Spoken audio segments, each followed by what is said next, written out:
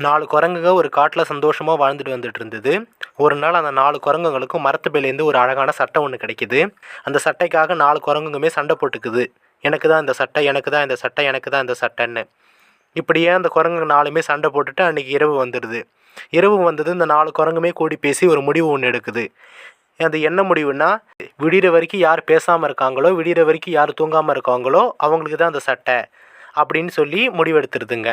சரி, தூங்காமல் இருக்கிறதுக்கு என்ன பண்ணலான்னு யோசித்து ஒரு மெழுகுவர்த்தியை கொளுத்தி வச்சுட்டு 4 குரங்குமே அந்த மெழுகுவர்த்தியை பார்த்துட்டே இருக்குங்க.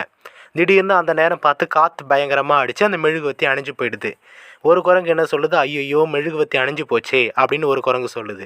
2வது குரங்கு என்ன சொல்லுது, நான் போய் ஒரு தீப்பெட்டி எடுத்துகிட்டு வர திருப்பி ஏற்றிக்கலாம் அப்படின்னு 2வது குரங்கு சொல்லுது. 3வது குரங்கு என்ன சொல்லுது, காற்று மறுபடியும் அடித்தா மெழுகுவர்த்தி அணைஞ்சு போயிடுமே அப்படின்னு 3வது குரங்கு சொல்லுது. நீங்கள் 3 பேருமே பேசிட்டீங்க, எனக்கு தான் அந்த சட்டை அப்படின்னு 4வது குரங்கு சொல்லுது. இந்த 4 குரங்குகளையும் இந்த சட்டையை யாருக்கு கொடுப்பீங்க?